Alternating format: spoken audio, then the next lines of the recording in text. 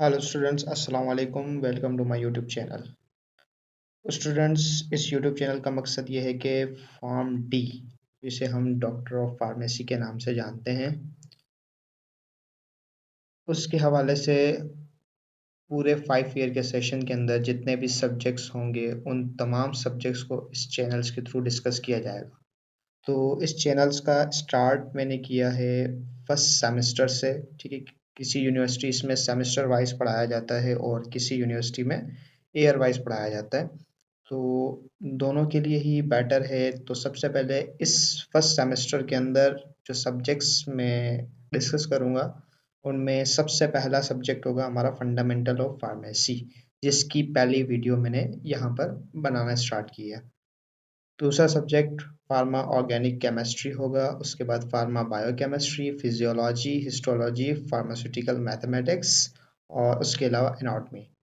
ये तमाम सब्जेक्ट जो फर्स्ट सेमेस्टर के सब्जेक्ट हैं, ये तमाम सब्जेक्ट्स यहाँ पर मैं डिस्कस करूँगा। तो सबसे पहले जो हमारे पास मिसकॉन्सेप्ट्स है फिजिशियन का और फार्म डी। ठीक है, करेक्ट वर्ड है इसका फार्म डी, इसको डी फार्मेसी नहीं बोला जाता, इसकी जो करेक्ट टर्म है pharm D, doctor of pharmacy जिसे हम कहते हैं। तो जो वर्ड डॉक्टर है ये सिर्फ फिजिशियन के लिए यूज़ नहीं किया जाता, ये डॉक्टर मतलब मीन्स हाई नॉलेजेबल। ठीक है, तो ये मिसकॉन्सेप्ट्स है हमारे इस सोसाइटीज़ के अंदर के डॉक्टर वर्ड सिर्फ फिजिशियंस के लिए यूज़ किया जा रहा है। डॉक्टर वर्ड जो है ये एक हाई नॉलेज के लिए यूज़ किया जाता है, तो सिर्फ ये स्पेसिफिक फिजिशियन के लिए नहीं है। तो जिस तरह से हमारे पास फिजियोथेरेपी होता है, डीपीटी जिसे हम कहते हैं डॉक्टर ऑफ फार्मेसी, इसी तरह फार्म डी है, टी फार्मा नहीं है ये, form D doctor of pharmacy. तो फॉर्म डी के फर्स्ट सेमेस्टर का ये पहला सब्जेक्ट मैंने स्टार्ट किया है, जिसे हम बोलते हैं फंडामेंटल ऑफ फार्मेसी। ठीक है, तो स्टार्टिंग के अंदर जो एमडीकेट वगैरह स्टूडेंट्स देते हैं, देन सेलेक्ट नहीं हो पाते, तो वो फॉर्म डी या डीपीटी स्टार्ट करना स्टार्ट करते हैं। तो वो मुतमईन नहीं रहते इस बात से कि मतलब आगे हमारा क्या होगा, क्या स्कोप है। तो ज़्यादातर फार्म डी को स्पेसिफाई किया गया है कि फार्म डी के बाद फार्म डी का कोई स्कोप नहीं है। तो इस फंडामेंटल ऑफ फार्मेसी के अंदर मैंने पहली वीडियो ओरिएंटेशन के तौर पर मैंने बनाई है। अब इस ओरिएंटेशन के तौर पर जो ये वीडियो मैंने बनाई है, इसके अंदर वो तमाम चीज़ें मैंने डिस्कस करनी है, जिससे आपका ये कॉन्सेप्ट क्लियर हो जाएगा कि फार्म डी का कोई स्कोप नहीं है। फार्म डी एक वसी फील्ड है, आगे जाकर इसका बहुत ज़्यादा स्कोप है। तो मैं ये कहता हूँ कि स्कोप जो है किसी स्पेसिफिक फील्ड के अंदर नहीं होता, स्कोप इंसान के खुद के अंदर होता है कि वो इंसान खुद को किस तरह बनाता है। तो इस पहली वीडियो के अंदर वो तमाम स्टूडेंट्स अगर इस वीडियो को देखेंगे, देन तमाम कॉन्सेप्ट्स क्लियर हो जाएंगे कि फार्म डी का आगे स्कोप क्या है। तो फंडामेंटल ऑफ फार्मेसी का पहला टॉपिक ही मैंने ये रखा कि जिसके अंदर मैंने एक ओरिएंट बनाकर जिसको मैंने स्कोप के तौर पर इस वीडियो को मैंने प्रिपेयर किया। तो सबसे पहले टाइटल मैंने दिया फंडामेंटल ऑफ फार्मेसी। मैं खुद फार्मडी का ही एक स्टूडेंट हूँ, मेरी कंप्लीट नहीं हुई है, कंटिन्यू है। फार्मडी का स्टूडेंट हूँ, नाम मेरा मैंने पहली स्लाइड के अंदर लिख दिया है, अली जीशान। डिग्री मेरी जो है वो फार्मडी की कंटिन्यू है। तो सबसे पहले अगर हम बात करें, हमारे जहनों में क्वेश्चन यही आता है, हु वी आर, हम हैं कौन, यानी कि जो हमारी डिग्री है फार्मडी, उस हवाले से हम किस नाम से हम जाने जाते हैं। तो स्टार्टिंग के अंदर जब वेल डेवलप्ड सोसाइटीज़ नहीं थी, जो हमारे पास जो पुराना दौर था उसके अंदर जो एक ही आदमी जो है वो फिजिशियन भी था, डायग्नोसिस भी करता था, और वही आदमी जो है उसकी दवाई भी बनाता था, और वही इंसान या वही आदमी जो है वो उसकी इंफॉर्मेशन भी देता था, वही पेशेंट के साथ जो है काउंसलिंग करता था। यानी कि ये तमाम काम एक स्पेसिफिक पर्सन को दिए जाते थे कि जो डायग्नोस भी करता था और प्रिपेयर भी करता था मेडिसिन को, और वो आगे कंपाउंडिंग भी करता था। तो आहिस्ता आहिस्ता जब हमारे पास जो है वो डेवलप आती गई मेडिसिन के अंदर या सोसाइटीज़ के अंदर एवोल्यूशंस आते गए, तो देन हमारे पास जो है फिजिशियंस को अलग कर दिया गया जो कि डायग्नोसिस करते थे, और जो है फार्मासिस्ट क्या करते थे, मेडिसिन को प्रिपेयर करते थे। तो उस वक्त जो फार्मासिस्ट का काम था वो सिर्फ और सिर्फ मेडिसिन को प्रिपेयर करना था। अब फार्मेसी के पास, फार्मासिस्ट जो है उसके पास मेडिसिन की हद से ज़्यादा नॉलेज होती थी, क्योंकि वो मेडिसिन को बनाता था फिजिशियन के बिहाव पर। फिजिशियन के पास डायग्नोसिस की ज़्यादा नॉलेज होती थी, लेकिन फार्मासिस्ट के पास मेडिसिन की ज़्यादा नॉलेज होती थी। तो लोगों ने देखा कि फार्मासिस्ट के पास जो है वो मेडिसिन की ज़्यादा नॉलेज है, तो वो पेशेंट को अच्छे से समझा सकता है। तो फार्मासिस्ट को आगे जाकर वो क्लिनिकल फार्मासिस्ट और हॉस्पिटल फार्मासिस्ट, जिसके ज़रिए से वो फार्मासिस्ट पेशेंट के साथ काउंसलिंग भी कर सकता है। अब जो है फार्मासिस्ट का काम सिर्फ मेडिसिन को बनाना नहीं है, वो हॉस्पिटल्स के अंदर भी मौजूद होता है, वो क्लिनिक्स के अंदर भी मौजूद होता है, जो कि पेशेंट के साथ काउंसलिंग करता है। तो फार्मासिस्ट का काम सिर्फ दवाई बनाना नहीं है, वो हॉस्पिटल्स में भी काम करता है, वो क्लिनिक्स के अंदर भी काम करता है, वो इंडस्ट्री के अंदर भी काम करता है। तो इसका काम काउंसलिंग करना भी है फार्मासिस्ट का। तो सिर्फ ये नहीं समझना कि फार्मासिस्ट का मतलब है दवाई बनाना। ठीक है, तो ये एक वसी फील्ड है। इस दौर के अंदर फार्मासिस्ट का काम सिर्फ मेडिसिन को बनाना नहीं है, फार्मासिस्ट का काम है पेशेंट के साथ काउंसलिंग करना, जो कि हमारी सोसाइटीज़ के अंदर नहीं है। जो वेल डेवलप कंट्रीज़ होते हैं वहाँ पर फार्मासिस्ट का एक बहुत बड़ा रोल होता है, जो कि पेशेंट तक भी जाता है, यानी कि पेशेंट के साथ वो काउंसलिंग करता है। तो पहला क्वेश्चन तो आपको क्लियर हो गया कि हु वी आर, हम हैं कौन, हमारा काम क्या है। सिर्फ दवाई बनाना हमारा काम नहीं है। तो इस पिक्चर के अंदर आप देख रहे होंगे कि अ, दवाई बनाना भी हमारा काम है, उसके अलावा पेशेंट्स के साथ काउंसलिंग करना, जो कि वाइट कोट स्टेथोस्कोप पहना हुआ है। तो मतलब कि पेशेंट के साथ काउंसलिंग भी करना हमारा काम है, फार्मासिस्ट का एक काम है स्पेसिफिक। फार्मासिस्ट को ड्रग एक्सपर्ट बोला जाता है, यानी कि ड्रग एक्सपर्ट का मतलब है कि ड्रग की बहुत ज़्यादा नॉलेज होती है। ड्रग और मेडिसिन दोनों के अंदर डिफरेंट होता है, ड्रग और मेडिसिन एक चीज़ नहीं होती।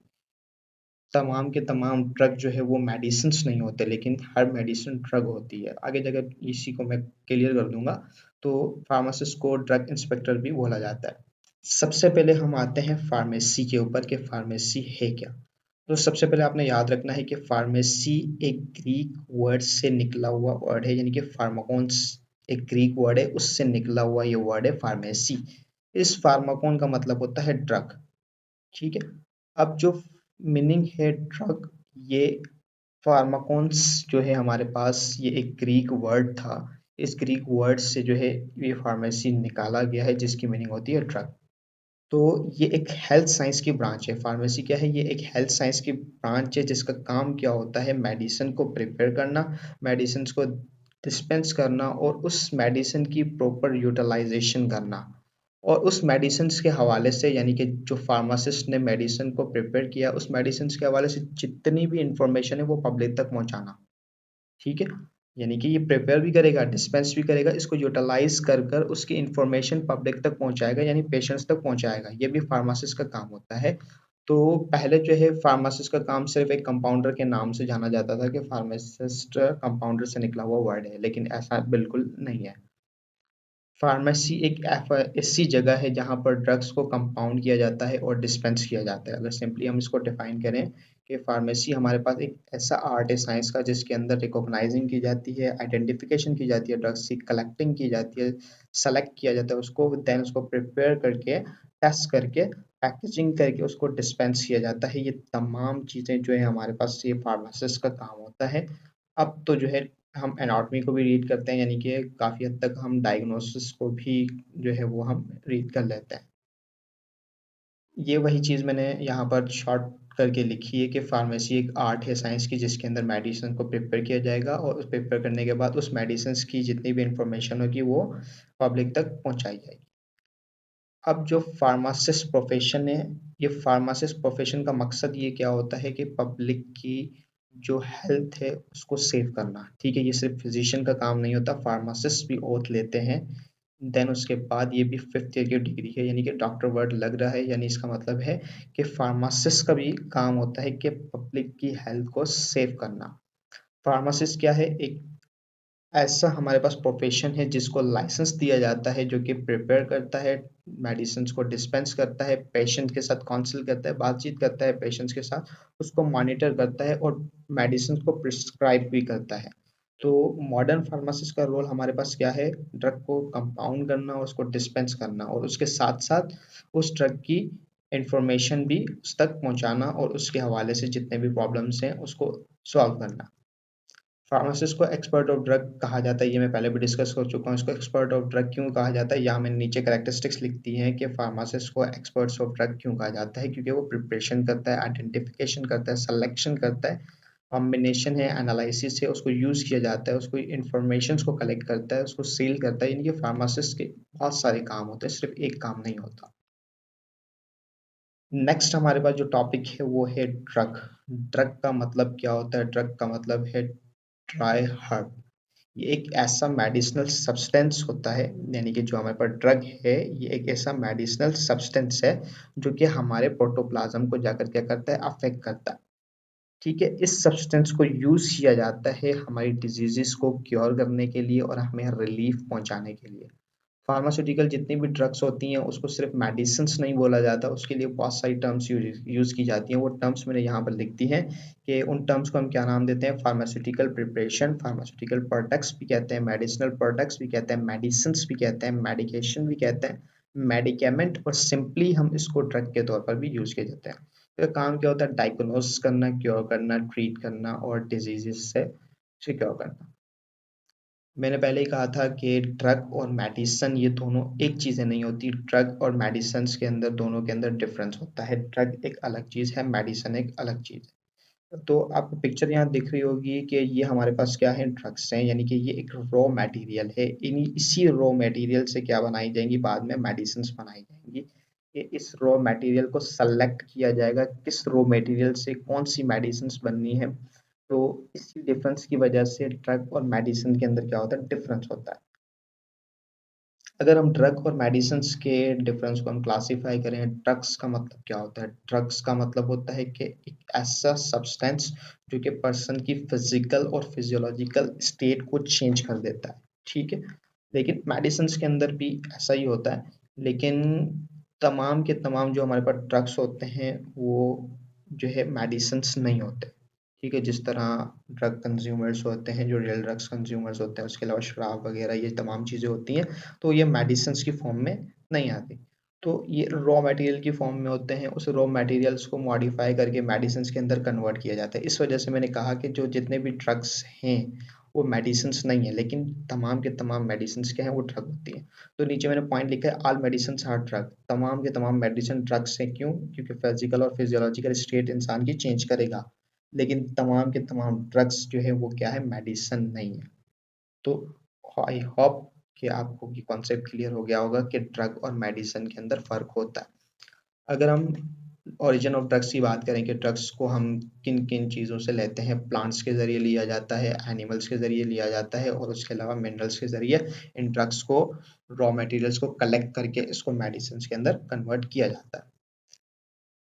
देन हम डोजेज फॉर्म पर आते हैं कि डोजेज फॉर्म क्या होती है। डोजेज फॉर्म ये हमारे पास एक ड्रग मॉलिक्यूलर है जो कि हमारे पास एक बॉडी के अंदर साइट ऑफ एक्शन के ऊपर डिलीवर की जाती है। तो हमें डोजेज फॉर्म की ज़रूरत क्यों होती है कि सबसे पहले हमें एक एक्यूरेट डोज चाहिए, हर इंसान को एक्यूरेट डोज चाहिए। ठीक है, किसी का वजन ज़्यादा होता है, किसी का वजन कम होता है, उसके वेट के हिसाब से डोज बनाया जाता है। तो ये फिजिशियन आमतौर पे क्या करते हैं कि वेट नहीं करते और उस हिसाब से एक्यूरेट डोज नहीं दे पाते। तो आमतौर पे आपने देखा होगा कि कुछ मेडिसिन होती हैं जो कि दूध के साथ ली जाती हैं, और कुछ मेडिसिन होती हैं जो दूध के साथ नहीं ली जाती। तो इस चीज़ को क्लासिफाई नहीं करते हमारे जो फिजिशियंस होते हैं, तो कम्युनिकेट नहीं करते पेशेंट्स के साथ। तो वो फार्मासिस्ट का काम होता है। अगर हॉस्पिटल्स के अंदर फार्मासिस्ट मौजूद होगा तो पेशेंट जाएगा फार्मासिस्ट के पास, फार्मासिस्ट से पूछेगा कि इस मेडिसिन को यूज़ किस तरह करना है, तो फार्मासिस्ट बताएगा। अगर मैं एग्जांपल लूँ, फॉर एग्जांपल एक टैबलेट है, उसके अंदर आयोडीन मौजूद है, आयरन मौजूद है, तो वो दूध के साथ अगर हम उस टैबलेट को लें तो उस दूध के अंदर कैल्शियम मौजूद होता है जो कि उस मेडिसिन के साथ जाकर कॉम्प्लेक्स बना लेगा। तो इसीलिए मैंने कहा फार्मासिस्ट का एक बहुत इंपॉर्टेंट काम होता है, वो पेशेंट के साथ काउंसलिंग करेगा ताकि पेशेंट को बता पाए उस टैबलेट को कैसे यूज़ करना है और एक्यूरेट डोज बता पाए। उसके अलावा प्रोटेक्शन की ज़रूरत होती है हमें। कॉटेड टैबलेट्स, टैबलेट को कॉट किया जाता है, एम्पल्स को सील किया जाता है, और उस प्रोटेक्शन की ज़रूरत होती है हमें गैस्ट्रिक इश्यूज से सेव करने के लिए, जिसकी वजह से उसकी टेस्ट के ऊपर मास्क किया जाता है, उसके ऑडोर, उसकी जो खुशबू वगैरह होती है उसके लिए मास्किंग की जाती है, जिस तरह से कैप्सूल बनाया जाता है और उसकी सही प्लेसमेंट की जाए टिश्यू के अंदर, मेडिकेशंस को रिलीज किया जाए, sustain release medication, control release medication, यानी slowly slowly slow slowly medicine को रिलीज किया जाए।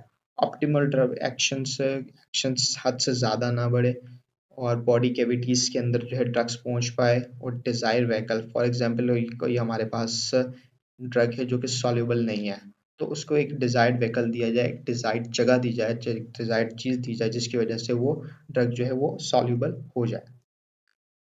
अगर हम क्लासीफाई करें ड्रग्स को, अगर हम क्लासीफाई करें तो हमारे पास 4 केसेस बनते हैं।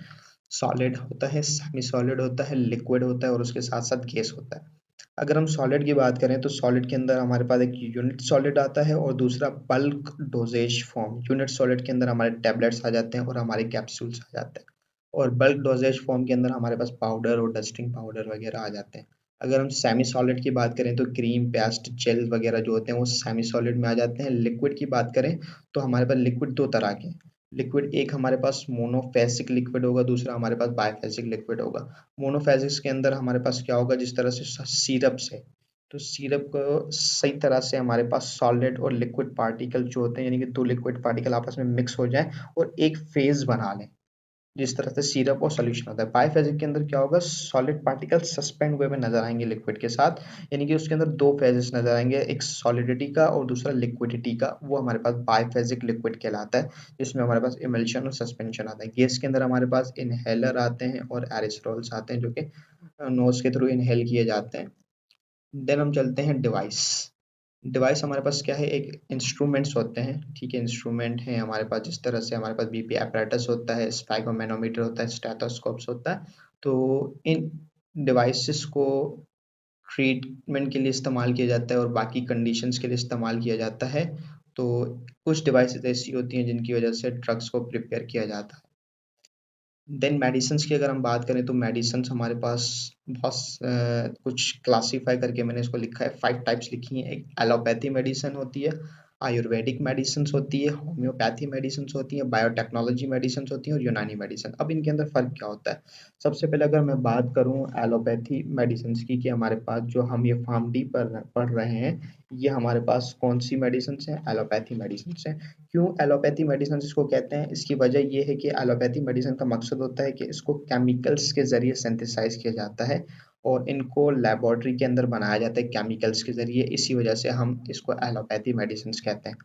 इसके बिहाफ पर आयुर्वेदिक मेडिसिन्स क्या होता है? आयुर्वेदिक मेडिसिन्स को हम नेचुरल सब्सटेंसेस जिस तरह प्लांट्स हैं, हर्ब्स हैं, मिनरल्स हैं, इनके ज़रिए से बनाते हैं। और होम्योपैथी हमारे पास क्या होता है, ये यूजुअली जो है वो हाई डाइल्यूट सब्सटेंसेस होते हैं। देन हमारे पास बायोटेक्नोलॉजी मेडिसिन्स, इस लिविंग सेल्स या बायोलॉजिकल मॉलिक्यूल्स को डेवलप करके जो मेडिसिन्स बनाई जाती हैं वो बायोटेक्नोलॉजी मेडिसिन्स में आती हैं। यूनानी जो हमारे पास ट्रेडिशनल मेथड्स होते हैं या इस्लामिक सिस्टम्स होते हैं, उन सिस्टम्स को, उन मेथड्स को हम क्या कहते हैं, यूनानी मेडिसिन्स कहते हैं। उसके बाद है ब्रांचेस ऑफ फार्मेसी। फार्मेसी के अंदर कौन कौन सी ब्रांचेस आती हैं? सबसे पहले अगर हम बात करें तो टोटल हमारे पास 5 ब्रांचेस ऑफ फार्मेसी है। Pharmacognosy, pharmaceutical chemistry, pharmaceutics, pharmacology, pharmacy practice. One by one हम इसको डिस्कस करते हैं। सबसे पहले हमारे पास है फार्माकोग्नोसी। फार्माकोग्नोसी का मकसद होता है आइडेंटिफिकेशन ऑफ ड्रग्स, यानी कि रॉ मटेरियल पड़ा हुआ है, उस रॉ मटेरियल को आइडेंटिफाई करने के लिए जो ब्रांच है वो हमारे पास है फार्माकोग्नोसी। ठीक है, अगर हमारे पास कोई इंडस्ट्री है, इंडस्ट्री सबसे पहले क्या होगी, उसके पास रॉ मटेरियल मौजूद होगा, तो उस रॉ मटेरियल को आइडेंटिफाई करना पड़ेगा। वो किस ब्रांच में किया जाता है? फार्माकोग्नोसी में। उसके सोर्सेज, उसके फिजिकल और केमिकल प्रॉपर्टीज को देखकर उसको आइडेंटिफाई किया जाता है। देन उसके बाद आता है फार्मास्यूटिकल केमिस्ट्री। फार्मास्यूटिकल केमिस्ट्री का मतलब होता है ड्रग को डिजाइन करना। ठीक है, ड्रग को डिजाइन करना यानी कि हमारे पास रॉ मटेरियल को साइड पर कर दिया गया, अब उस रॉ मटेरियल के जरिए ड्रग्स बनाई जाएगी, मेडिसिन बनाई जाएगी। उस मेडिसिन को डिजाइन करने के लिए हमारे पास कौन सी ब्रांच है? Pharmaceutical chemistry.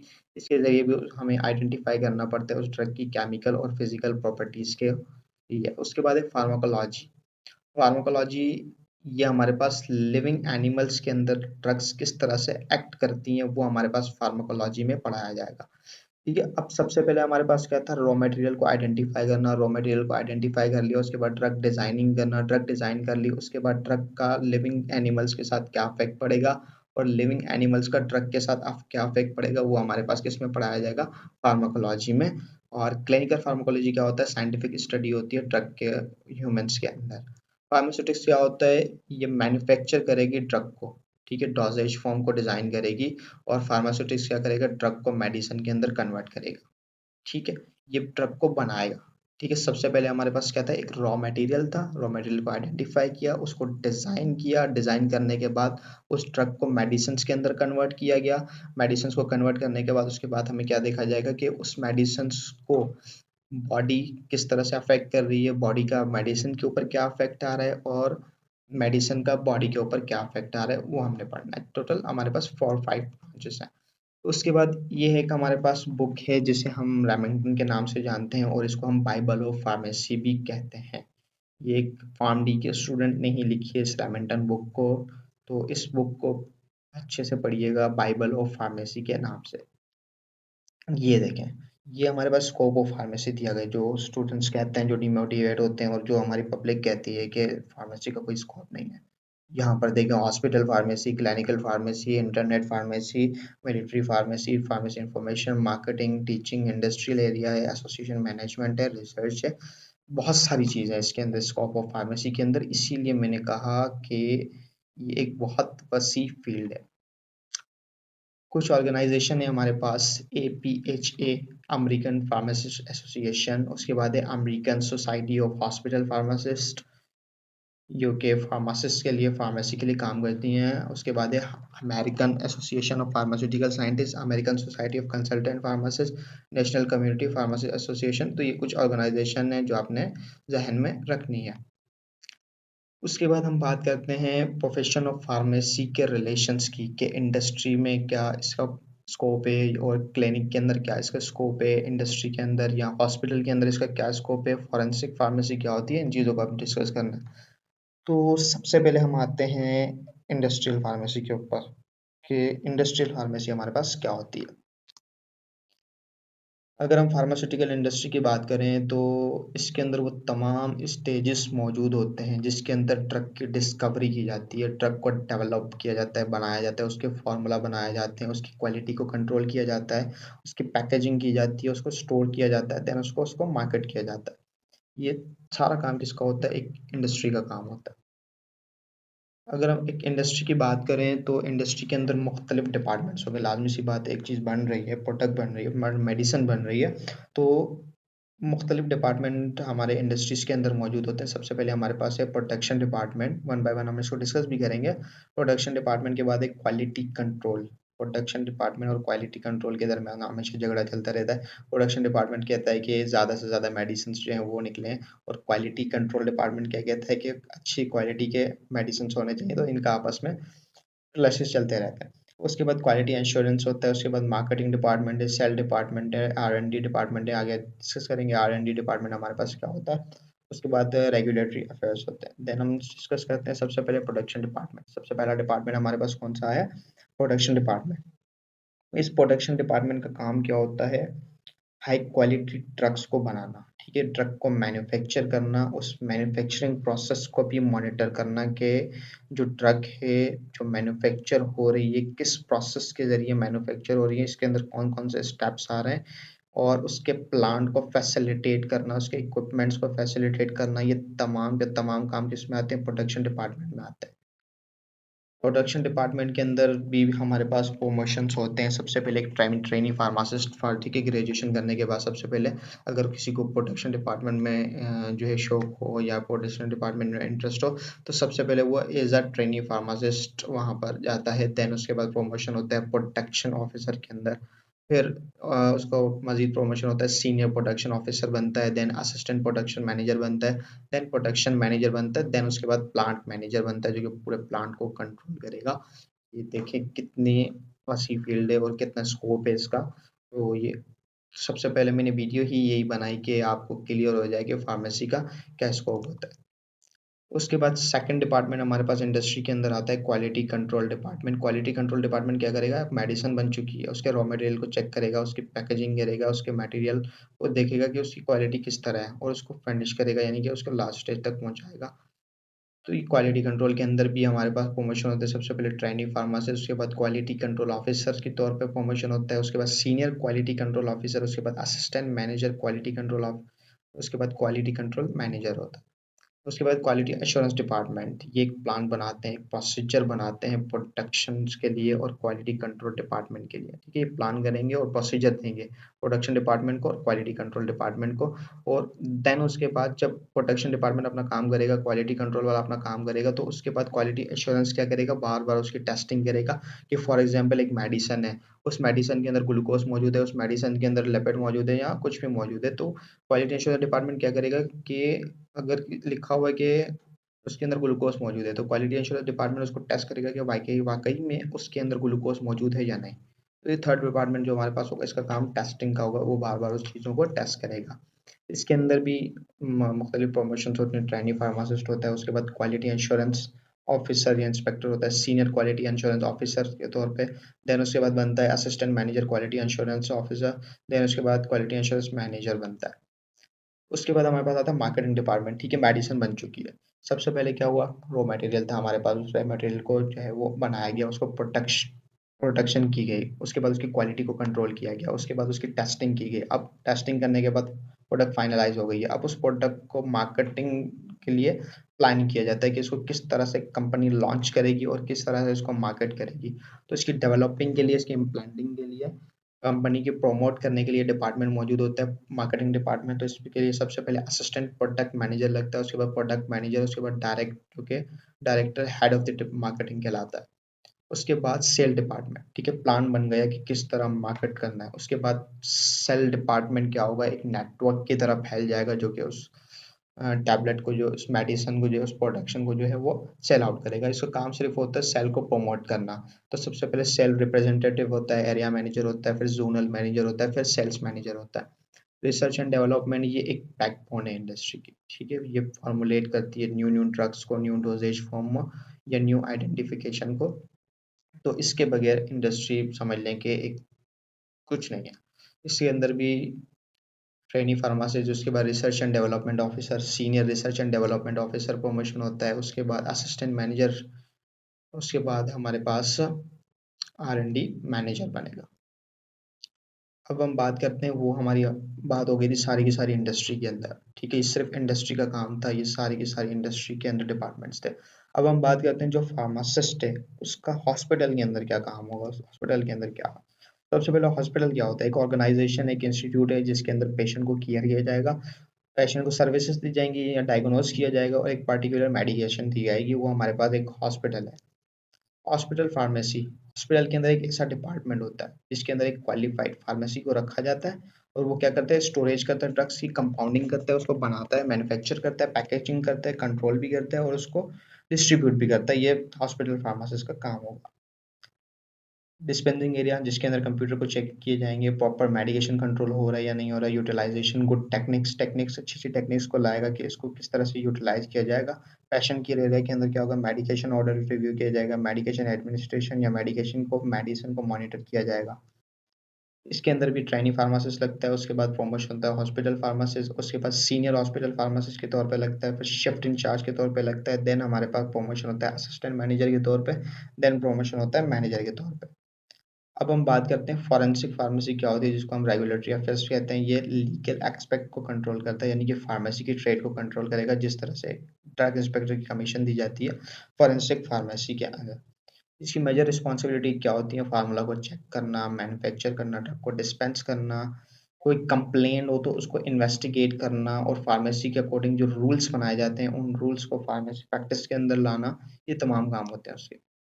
उसके बाद हम बात करते हैं कम्युनिटी फार्मेसी। कम्युनिटी फार्मेसी क्या होती है, कम्युनिटी फार्मेसी एक लिंक क्रिएट करती है, किसके अंदर लिंक क्रिएट करती है, एक पेशेंट का ड्रग के साथ क्या लिंक है, ये हमारे पास कौन करता है, कम्युनिटी फार्मेसी का काम होता है। ये एक वाइटल लिंक प्रोवाइड करता है पेशेंट्स का और एक हेल्थ प्रोफेशनल्स का, यानी कि फिजिशियन के दरमियान जो लिंक प्रोवाइड करेगा वो कम्युनिटी फार्मेसी करेगा।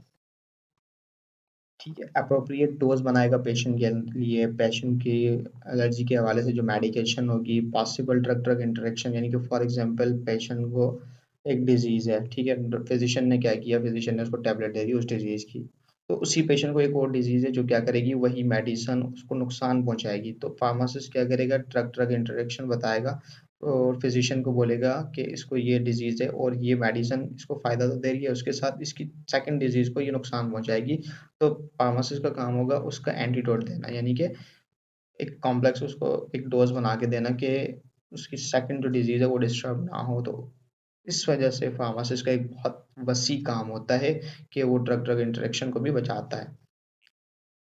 सूटेबल सिलेक्शन करेगा मेडिकेशन की। जनरल रिस्पॉन्सिबिलिटीज़ क्या है? पेशेंट के साथ काउंसलिंग करेगा, इन्फॉर्मेशन देगा पेशेंट को और मेडिकल स्टाफ को। पेशेंट के रिकॉर्ड को मेंटेन करेगा, उसकी हिस्ट्री को मेंटेन करेगा। जो फॉर एग्जांपल आगा खान है या डेवलप कंट्रीज़ के अंदर बड़े-बड़े हॉस्पिटल्स हैं, तो पेशेंट आता है तो उसकी पूरी हिस्ट्री बनाई जाती है, उसके रिकॉर्ड रखे जाते हैं और जब सेकंड टाइम आता है तो उसके रिकॉर्ड को हिस्ट्री को जो है वो देखते हैं। सेल्फ डायग्नोस्टिक किट्स होती हैं या बीपी अपैरेटस होते हैं या डायबिटीज़ होते हैं, उसको गाइड करता है। यानी कि फॉर एग्जांपल बीपी अपैरेटस को कैसे यूज़ किया जाए, डायबिटीज़ मशीन्स को कैसे यूज़ किया जाए और उसके अलावा होम केयर डोसेज फॉर्म भी देते हैं, रिकॉर्ड को मेंटेन करता है। उसके हम बात करते हैं रिटेल फार्मेसी क्या होती है। रिटेल फार्मेसी क्या होती है? ये सेल करती है और परचेज़ करती है मेडिसिन्स को, उस प्रोडक्ट्स को सेल करेगी, ठीक है, परचेज़ करेगी, स्टोर करेगी मेडिसिन को और एक बिज़नेस के तौर पे ये काम करेगी। फार्मासिस्ट का रोल एक प्रोफेशनल फार्मासिस्ट के तौर पे भी होता है और एक ये बिज़नेसमैन भी होता है। कम्युनिटी और रिटेल फार्मेसी के अंदर डिफरेंस होता है। उसके अलावा हम बात करते हैं फार्मेसी एजुकेशन और रिसर्च की। Pharmaceutical education and research, strong academic background होना चाहिए, उसकी प्रेजेंटेशन स्किल अच्छी होनी चाहिए, कैपेबल होना चाहिए। टीचिंग और रिसर्च के हवाले से बेहतर पैशन बन सकता है फार्मासिस्ट का। इंस्ट्रक्टर के तौर पर या लेक्चरर के तौर पर लग सकता है, असिस्टेंट प्रोफेसर के तौर पर लग सकता है, एसोसिएट प्रोफेसर के तौर पर लग सकता है और प्रोफेसर के तौर पर लग सकता है। रिसर्च, इसके लिए हायर क्वालिफिकेशन होनी चाहिए, अपॉर्चुनिटीज़ होनी चाहिए रिसर्च इंस्टीट्यूट के हवाले से। इसका काम क्या होता है? न्यू न्यू ड्रग्स को डिस्कवर करना, ड्रग को डेवलप करना, उसको यूटिलाइज किस तरह से किया जाता है। तो स्टूडेंट्स, ये था हमारे पास एक ओरिएंटेशन ऑफ फार्मेसी। ये सिर्फ एक मैंने जस्ट ओरिएंटेशन के तौर पे एक वीडियो बनाई थी कि जिस तरह से for example new new students आते हैं, अगर वो डिमोटिवेट हैं, यानी कि वो आगे सुनते हैं कि फार्मेसी का कोई स्कोप नहीं है, तो इस वीडियो को देखने के बाद आपको ये पता चल गया होगा कि फार्मेसी का कितना स्कोप है। तो मैं इसीलिए कहता हूँ कि इंसान का अपना स्कोप होता है, किसी फील्ड का स्कोप नहीं होता है। इससे बहुत सारे फिजिशियंस हैं, एमबीबीएस डॉक्टर्स हैं जो कि बेरोजगार बैठे हैं, ठीक है, तो कुछ हैं जो कि हद से ज़्यादा आगे निकल गए। इसी तरह फार्मासिस्ट भी हैं जो कि कुछ अपनी गलतियों की वजह से पीछे रह गए और कुछ फार्मासिस्ट हैं जो कि बहुत फेमस हो गए और उन्होंने अपना नाम भी कमाया है। जिस तरह से मैंने आपको एक रिमेंगटन की बुक दिखाई, बाइबल ऑफ फार्मेसी की, एक फार्मडी के स्टूडेंट ने इसको लिखा था। तो खुद देख सकते हैं फार्मडी का कितना स्कोप है। तो उम्मीद है आप इस वीडियो को देखने के बाद अच्छे से वर्क करेंगे। तो वन बाय वन हमने टॉपिक्स को डिस्कस करना है। इसके अंदर वो तमाम सब्जेक्ट्स आएँगे जो कि एक फार्मडी करियर के अंदर, फार्मडी डिग्री के अंदर जो भी सब्जेक्ट्स पढ़ाए जाते हैं, उनको क्लासिफ़ाई करके, उनको एलैबोरेट करके इस चैनल के अंदर समझाया जाएगा। तो उम्मीद है आप इस चैनल के साथ जुड़े रहेंगे और कोशिश करें अपने दोस्तों के साथ जो फार्मडी कर रहे हैं, उनको उन तक ये चैनल पहुँचाएँ। और उसके साथ-साथ इसके अंदर फर्स्ट ईयर और सेकंड ईयर की बायो, फिज़िक्स, केमिस्ट्री उनके टॉपिक्स को भी डिस्कस किया जाएगा। तो आप अपने जूनियर्स को जो फर्स्ट ईयर, सेकंड ईयर के अंदर या 9 और मैट्रिक के अंदर मौजूद हैं, उन तक भी ये लिंक ज़रूर पहुँचाएँ। तो मिलते हैं नेक्स्ट वी